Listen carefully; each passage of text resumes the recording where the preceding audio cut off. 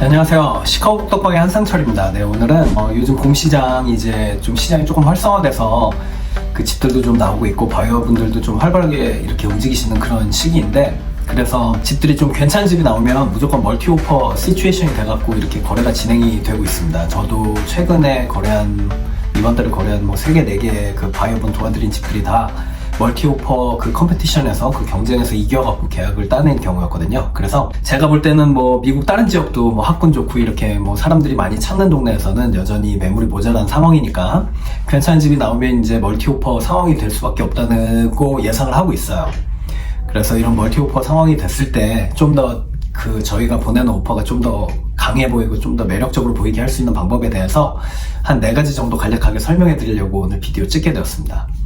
첫 번째 방법은 일단 이 오퍼 금액이 너무 낮으면 안 돼요. 이 셀러 입장에서 생각해 봤을 때 어차피 다른 오퍼들이 있는데 너무 낮은 오퍼는 그냥 기분 나쁜, 그냥 이거 뭐야 이렇게 치부되는 그런 오퍼일 수밖에 없거든요. 그렇기 때문에 정말로 이 오퍼를 넣으실 때 이 오퍼 금액을 가지고 내가 이 집을 진짜 사고 싶다는 그런 진정성을 좀 보여주실 필요는 있습니다. 그래서 오퍼가 뭐 당연히 뭐 리스팅 프라이스보다 무조건 높아야 된다 이거는 아닌데, 제가 쓰는 방법은 그 같이 일하시는 리얼터 분들에게 여쭤보시면 그 동네의 집들이 평균 그 리스팅 프라이스에서 몇 % 낮게 팔렸는지를 아실 수가 있거든요. 그래서 그런 거를 좀 적용해서 그런 식으로 낮게 넣어보시는 것도 나쁘지 않습니다. 하지만 집이 정말 괜찮다 싶으면 무조건 그 오퍼 금액보다는 높게 돼서 팔리니까 그 부분을 고려하셔서 오퍼를 넣으시는 게 좋긴 좋아요. 두 번째는 이 에스컬레이션 라이더에 대해서 좀 생각을 해보시는 게 좋아요. 이 에스컬레이션 라이더는 뭐냐면 뭐 저희가 이렇게 딱 한정된 숫자로 우리가 오퍼를 얼마를 넣을게 이게 아니고, 우리가 오퍼는 뭐 예를 들어서 뭐 50만 불에 넣었는데 뭐 60만 불까지 우리가 넣은 50만 불짜리 오퍼보다 높은 오퍼가 있으면 내가 그 오퍼보다는 몇천 불이든 뭐 만 불이든을 더 높게 해서 계약을 해주겠다, 이렇게 말하는 거가 에스컬레이션 라이더예요. 이 에스컬레이션 라이더를 쓰면 좋은 점이 뭐냐면, 예를 들은 케이스를 통해서 말씀을 드리면 60만 불까지는 내가 오퍼는 50만 불에 넣지만 60만 불까지는 내가 컴피팅하는 오퍼보다 뭐 3천 불을 더 높게 해준다, 이렇게 하면 가장 높은 오퍼가 뭐 예를 들어서 뭐 53만 불이다. 그럼 53만 3천 불에 살 수가 있는 거예요. 저희가 그 60만 불까지 커버를 한다고 얘기를 했어도. 근데 저희가 그냥 60만 불에 오퍼를 넣으면 그 다음 오퍼가 53만 불이어도 60만 불에 사야 되게 되는 겁니다. 그래서 에스컬레이션 라이더가 그런 식으로 바이어에게는 조금 더 유리한데, 반대로 어떤 셀러들은 이런 부분을 알고 있어서 그 셀러랑 같이 일하시는 리얼터 분들이 알고 계신 거겠죠. 많이 경험이 많으신 분이겠죠. 그래서 이런 분들은 어떤 경우는 에스컬레이션 라이더를 안 받는 경우가 있습니다. 그래서 이 부분 꼭 참고하셔야 되고요.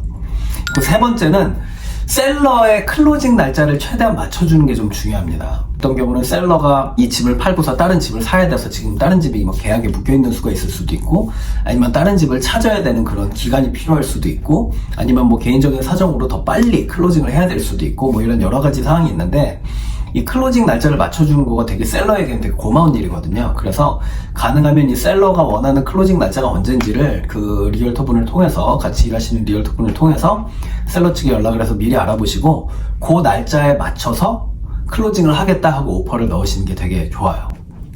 네 번째는 에즈이즈 상황으로 구입을 한다고 넣으시는 겁니다.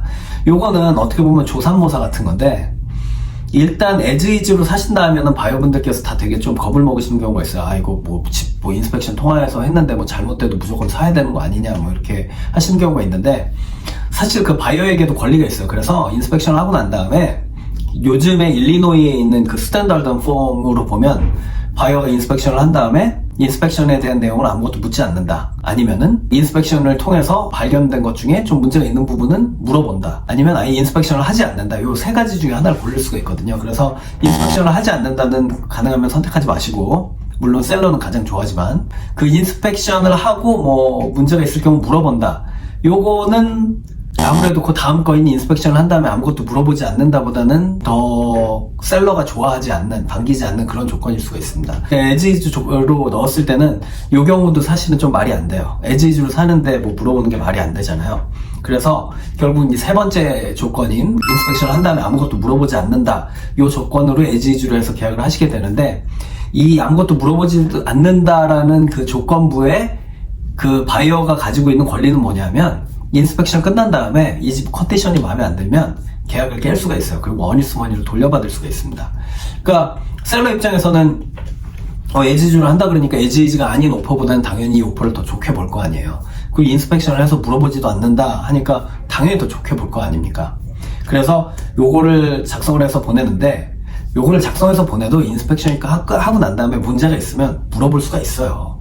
그래갖고 저쪽에서 너가 물어보지 않는 걸로 계약했는데 왜 물어봐? 그러면은 알았어, 그럼 계약 깰게 하고 깨면 되는 겁니다.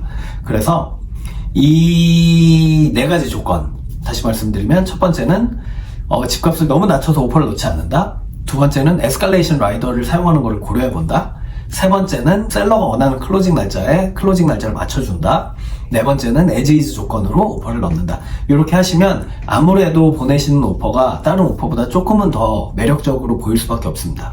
네, 그래서 오늘은 이 봄시장 지금 너무 경쟁이 치열한데, 특히 이 일리노이에서 한국 분들이 많이 찾으신 동네는 집이 괜찮다 싶으면 무조건 오퍼가 4-5개씩 받는 상황이거든요. 이런 상황에서 어떻게 하면 우리 오퍼를 좀 더 좋게 만들 수 있을까, 요거에 대해서 비디오 살짝 찍어봤고요. 네, 오늘 비디오가 도움이 되셨다면, 그리고 재밌으셨다면 구독, 좋아요, 알림 설정 눌러주시고요. 네, 그러면 또 다음 비디오에서 뵙도록 하겠습니다. 감사합니다.